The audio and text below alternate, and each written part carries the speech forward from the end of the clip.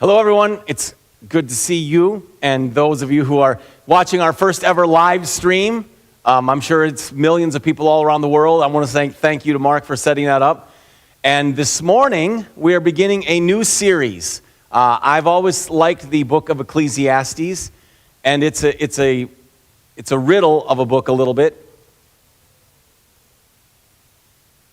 Okay, I see, you're just checking.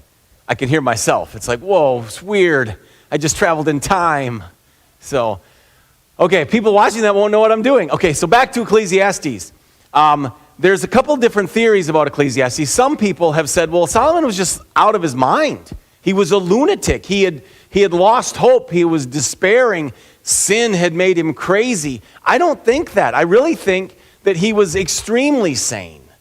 And he was trying to figure out what is really going on in life. What is life really about? And it's a question that we all ask. We all ask it in our own way. So the new series in the book of Ecclesiastes is called, Why Am I Here?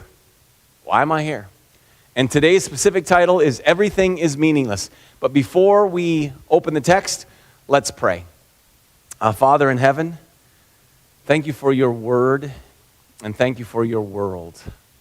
Thank you for the sunrise and the sunset and the clouds and the grass and the trees, lilacs and dandelions and daffodils. You made so much good stuff. And so we just want to say thank you. We are here to worship you, to connect with you, to commune with you, to love each other. And so I pray that you are glorified. I pray that we go out into the world and we do good works. It says in the Gospel of Matthew, Jesus, when you were talking, you said, let your light so shine before men that they see your good works and glorify your Father in heaven. So that is our hope. So I just pray that you move all around the world, all around this beautiful, broken world that you love so much. In your name, Jesus, we pray. Amen. Well, the book is called Ecclesiastes because of this word where it says the words of the teacher. Older translations say the preacher, but that word is where we get Ecclesiastes from in Hebrew. In fact, you've heard the word ecclesiastical, which in my layman's paraphrase would be like churchy. That's where we get this idea. So Solomon starts, and again, he never uses his name Solomon in the book, but we know it's Solomon because it says right here, the words of the teacher, son of David, king in Jerusalem. And although they could use son for grandson or great-grandson or great-great-grandson, the other things that he tells us about his life let us know the only person this can apply to is Solomon. And Solomon died roughly 932 BC. So if any of you are good with math, that would be about 2,952 years ago, unless I did the two the wrong way. Somewhere in there, 2,900 plus years ago. But the things that he says are still extremely relevant to today. And so this is how the book begins. The words of the teacher, son of David, king in Jerusalem. Meaningless, meaningless, says the teacher. Utterly meaningless. Everything is meaningless. Now, as I said, some people have theorized, well, he's out of his mind. Like this book, it's in the Bible because it shows us how people can go crazy because of sin and the dangers of it.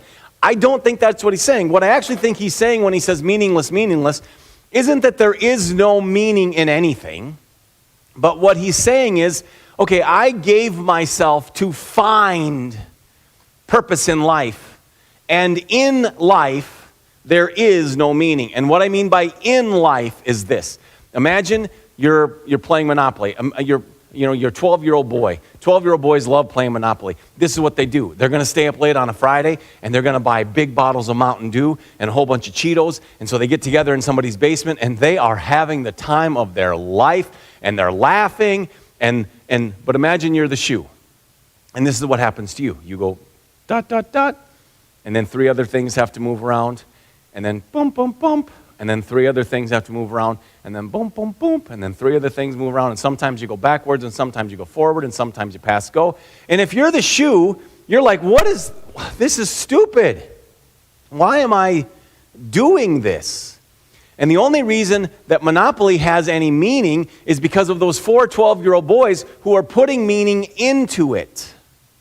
And Solomon was looking for meaning inside of the game of life. And he said, you know what? It's meaningless. It's utterly meaningless.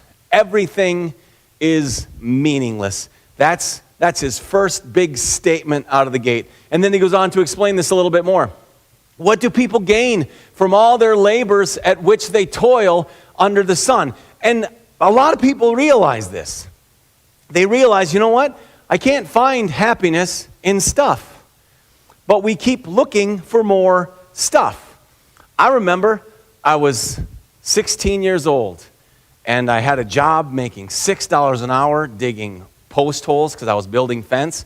And for some reason, I got this idea. Someone told me this was the greatest guitar, the Fender American Standard Strat. And I was like, then I want to get a Fender American Standard Strat. So I saved money, and I would go to the music store, but the Fender American Standard Strat was so much money back then. It was like $430 or something like that. So they had the Fender Squire, which was, cheaper. It was made in Mexico. It wasn't the American Standard Strat. I'm like, nah. And then some fancy talking salesman convinced me to buy the Music Man guitar because it was made by one of the Fender brothers. And, you want to buy this guitar. So I bought this used Music Man guitar. And it was like $200. And I wanted to love it. But I took it home and I'm like, this is not the American Standard Strat. This doesn't make me happy. So I kept it for a while. And then eventually I'm like, you know what? I'm taking this in and I'm going to trade it in and I'm going to get the American Standard Strat. So I took my Music Man into the music store, and the guy gave me not nearly as much as I paid for it because I bought it used, and of course it went down in value in the 3 months I had it. And I bought the Fender American Standard Strat, and I was so happy. And then I got it home, and I played it for a little bit, and I still couldn't play the guitar. And it didn't take me too long to realize this guitar didn't make me happy. Like, I thought all I needed in life was a Fender American Standard Strat. And so I worked hard and made money for it, and then I paid for it, and then it sat in my room for a long, long, long time. In fact, here's a little history of that guitar. I never really played it because I don't play electric guitar. So I lent it to my roommate, and then I lent it to another friend, and then I lent it to another guy, and for the last few years, it's been at my cousin's house in Wisconsin, where his son has been playing it. I've not hardly played the guitar at all, but at one point in time, I was convinced that it was going to be the key to my happiness, and it was not. And that's what Solomon is saying. It's meaningless. We think we're going to find some great meaning. And and we'll talk about this next week, he really went all the way. Like Solomon tested everything to make sure that it was going to be, he wasn't going to leave any stone unturned. And he says, what do people gain from all their labors at which they toil under the sun? And then he talks a little bit about the world. He says, generations come and generations go, but the earth remains forever. And that's true. Once upon a time, the most powerful man in the world was Caesar Augustus. And then he's gone, and someone else comes to power. And he's gone, and someone else comes. Once upon a time, Raquel Welch was the most beautiful woman in the world. And then her time is gone, and it's someone else's time, and pretty soon, they're just forgotten. So you like baseball, right, Tim? Tim likes baseball, so I'm going to ask Tim some baseball questions. Because what's the most important event in baseball in the world? The World Series. Very good. You've all heard of the World Series. It's not like the country series, it's the World Series. And so little kids, from the time they're little kids, they're in their backyard and they're holding a bat and they're like, the crowd goes wild. Yeah! And he's up to bat and he's got 2 strikes and it's the bottom of the ninth and this is what they do over and over and over. And they play in the parks and they play in Little League and then they grow up and they play school ball, all in the hopes of someday winning the World Series. Okay, now I need someone on this side to pick a year. Any year since we'll say 1950. Tina, pick a year since 1950. Okay, Tim, can you tell us who won the World Series in 1963? Are you serious? You knew that? Oh, he made it up. He made. But here's the point. It's the biggest. What? It was the Brooklyn. No, they weren't Brooklyn then. We don't even know what city the Dodgers played in 1963. Here's the point. At once upon a time, that was the biggest thing in the world. And now it's like, this is a World Series over 50 years ago. Generations come, generations go, but the earth remains forever. The sun rises and the sun sets and hurries back to where it rises. The wind blows to the south and turns to the north. Round and round it goes, ever returning on its course. All streams flow into the sea, yet the sea is never full. To the place where the streams come from, there they return again. All things are wearisome, more than one can say. He's saying, you know what? I've watched the rivers and they keep flowing and flowing and flowing. And if you've ever been around a big river like the Mississippi, it's impressive. And I've often wondered, where does all that water come from? And it keeps dumping into the ocean, and the ocean never gets full. And Solomon is like, it's so wearisome. It's wearisome. Now, Solomon is saying that from his human perspective. But I think if you look at it from God's perspective, how beautiful is that? God made this beautiful world with its perpetual energy that keeps on going and going and going and going. And it's always there for us. Now, we aren't going to find meaning in it, but it's so beautiful. I mean, the reason the ocean is never full is because God picks the ocean up and carries it along on the winds of the clouds, these winds that go north and south and then blow back, and then he just starts dumping the ocean all over the land. And then we get grass and trees and corn and wheat and barley and rye. We get all these beautiful things, and God just keeps us going. And G.K. Chesterton, this is one of his theories. It's not scriptural, but it's his theory. He says, I think God is a lot younger than us. God is young like a child is young. Because a child is so sweet and innocent and full of life that they just enjoy everything. Like, you take a little kid and you shake your keys in front of them and they laugh. And you know what you do? You shake your keys again, and you know what they do? They laugh. And then you shake your keys again, and you know what they do? Laugh. You can shake your keys, and it's funny every single time. Or you have a little kid, and you throw them up in the air, and you catch them, and you know what they say? Do it again. And you throw them up in the air, and you catch them. Do it again. Throw them up in the air and catch them. Do it again. Because there's this continual joy. Nothing gets old. Everything is new. And Chesterton says, I think that's how God sees the world. I think he says, son, that sunrise was so beautiful. Do it again. Do it again. Moon, it was so beautiful when you came up. Do it again. He says, I think the reason all the lilies look alike is not that God just makes them. It's that he makes each one, but he likes a lily so much that he says, I want to make another one just like it. And when you look at the world like that, it is beautiful and glorious.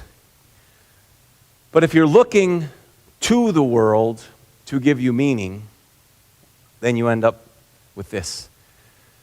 The rivers flow into the sea, and the sea is never full.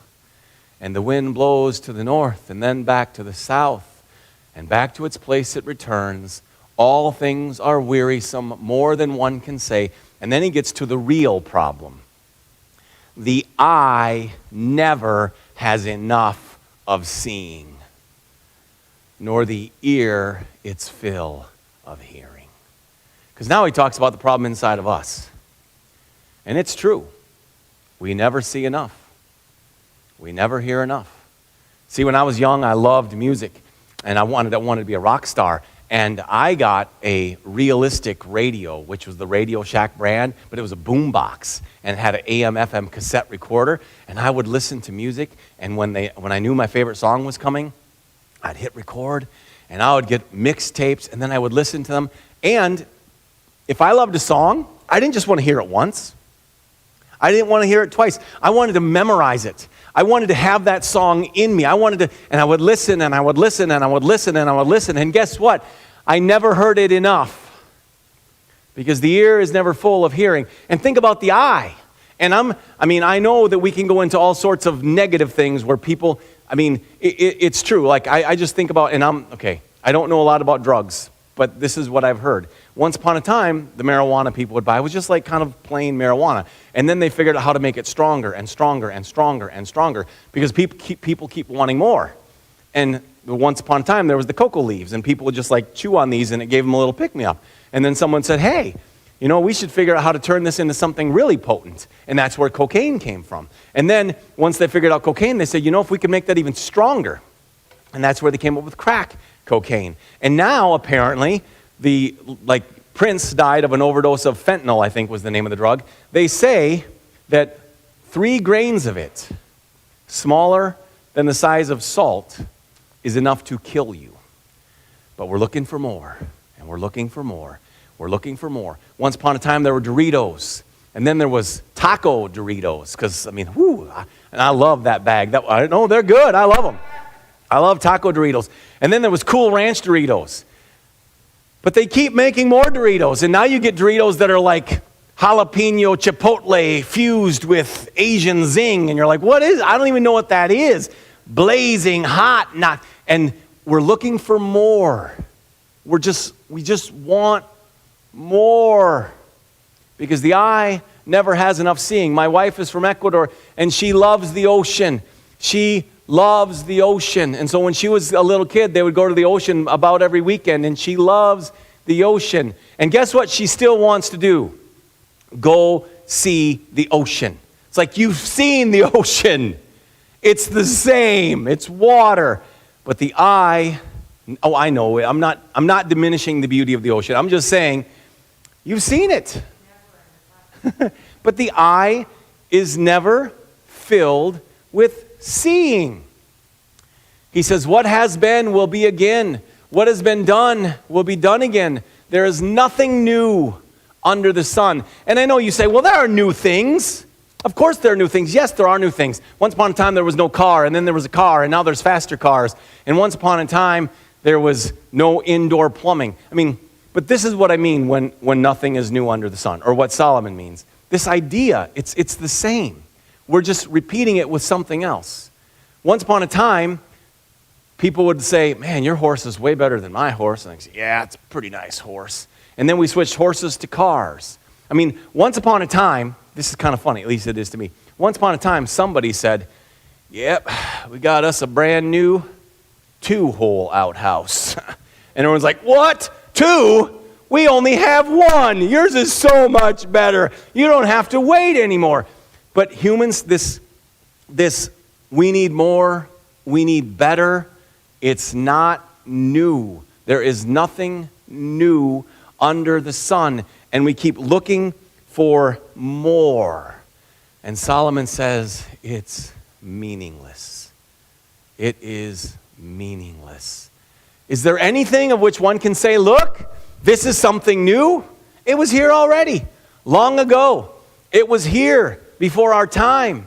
No one remembers the former generations, and even those yet to come will not be remembered by those who follow them. And we've already proved that with 1963, although I think you're probably right. It probably was the Dodgers. If you would have guessed Yankees, you would have had a 1 out of 3 shot, because I think they've won it. But the Dodgers, Tim knows, okay, give us another year, Tina. We just got to test him.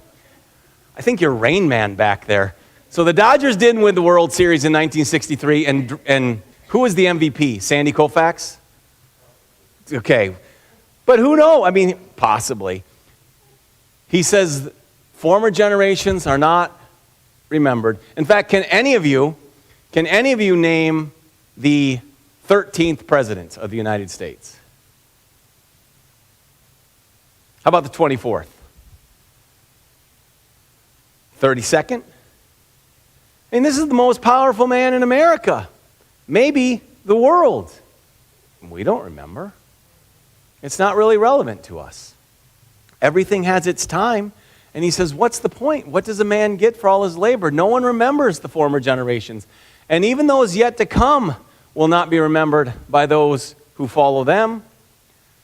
I, the teacher, was king over Israel in Jerusalem. I applied my mind to study and to explore by wisdom all that is done under the heavens. So here he is. He says, you know what? I look around me and it looks like a rat race. Okay, Solomon didn't say that, but we do. You've all heard rat race. And you've all heard this. It's a dog-eat-dog world. Solomon looked around and he saw all of this. And he's like, something has to make sense.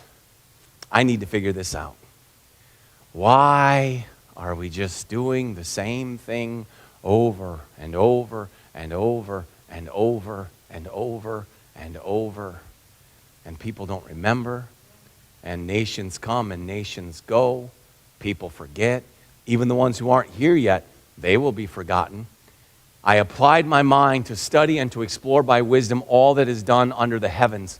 What a heavy burden God has laid on mankind. And I love this verse because you all have felt that burden. You've all felt like something is wrong, something is broken, something is missing.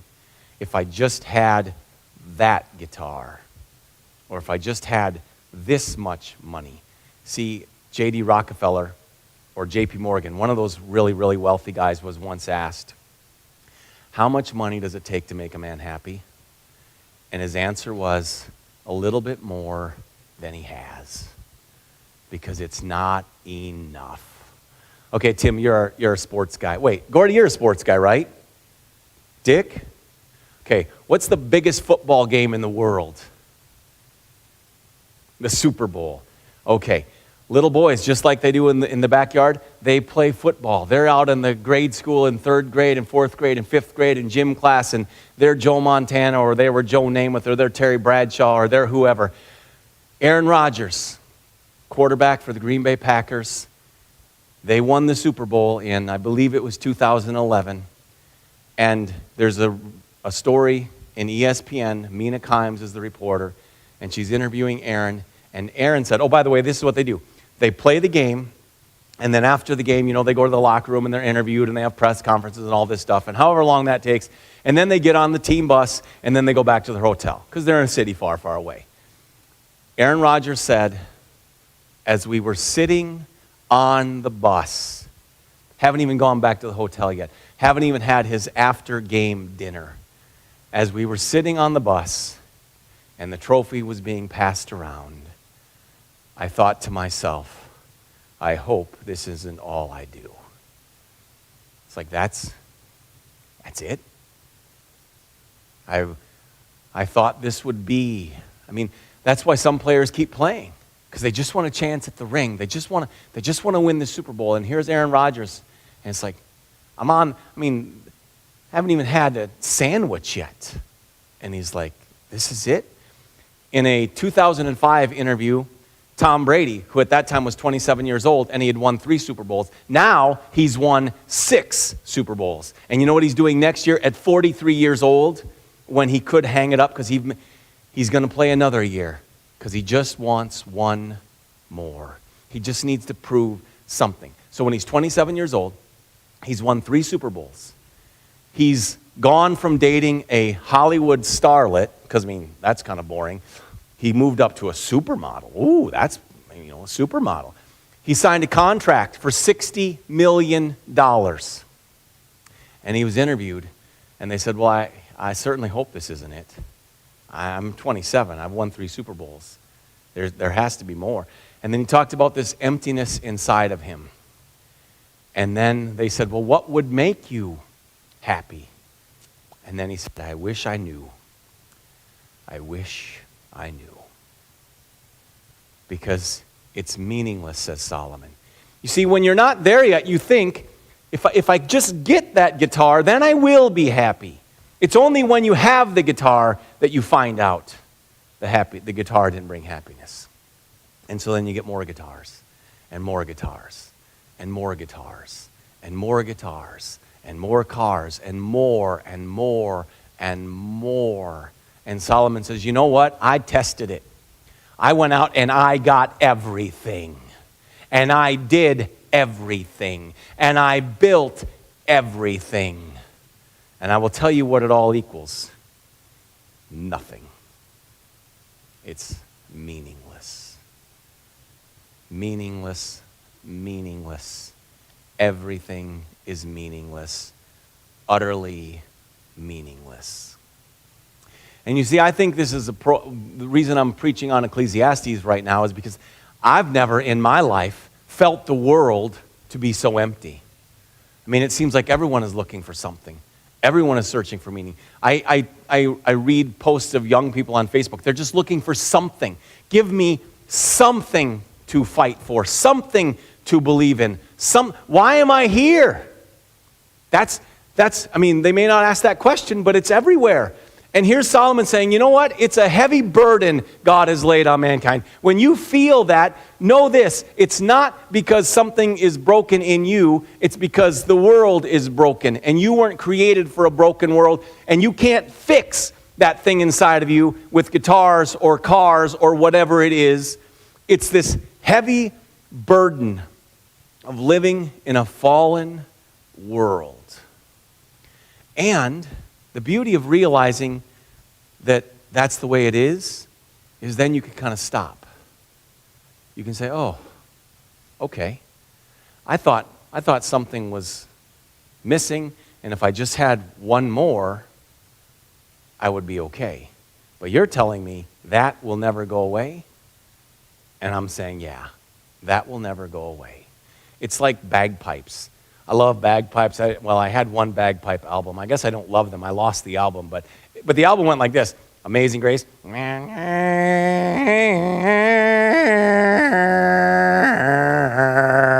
like, who would like an instrument like that? But while that's going on, there's this in the background.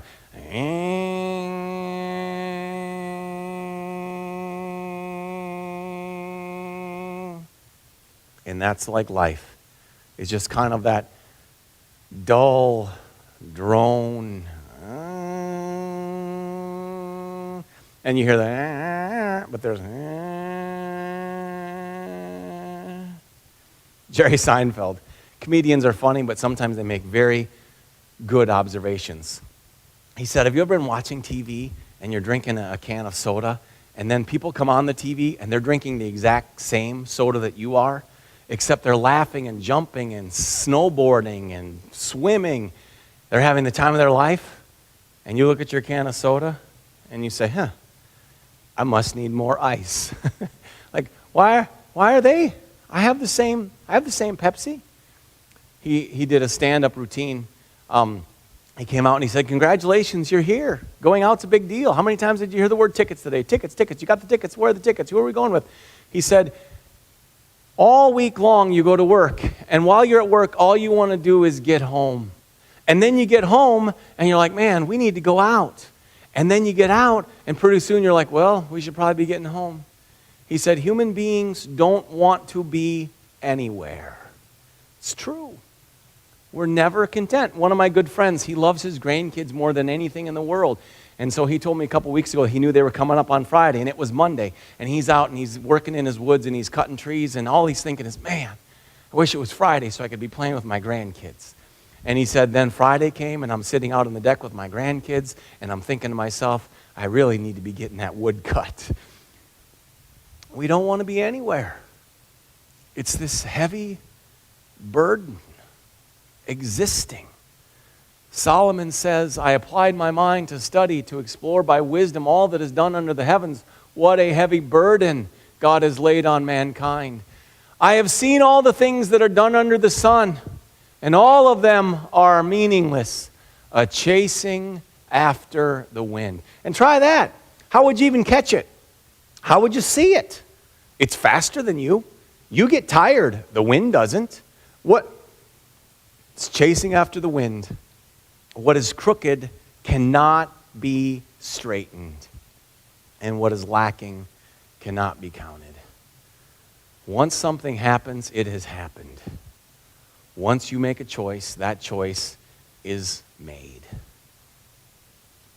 I said to myself, look, I have increased in wisdom more than anyone who has ruled over Jerusalem before me. I have experienced much of wisdom and knowledge, more than anyone before him. Then I applied myself to the understanding of wisdom and also of madness and folly. Because maybe the answer isn't in wisdom. Maybe the people who are really happy are the fools, the ones who just live folly to the fullest. Or maybe it's the people who are a little bit off. Maybe madness is where I will find the answer.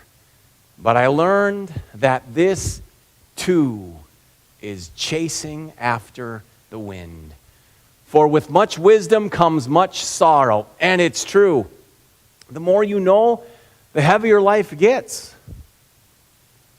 The more knowledge, the more grief. However, you can't stop it because you are going to grow and you are going to learn. But I was thinking about this. So I was watching a toddler a couple weeks ago. Some of my friends, they're young, 30-year-old couple, and they have this little 1.5-year-old son. And man, does he enjoy life. Like he picks up a rock, that's a big deal to him. I have to figure out what this is. Does it taste good? What do I use it for?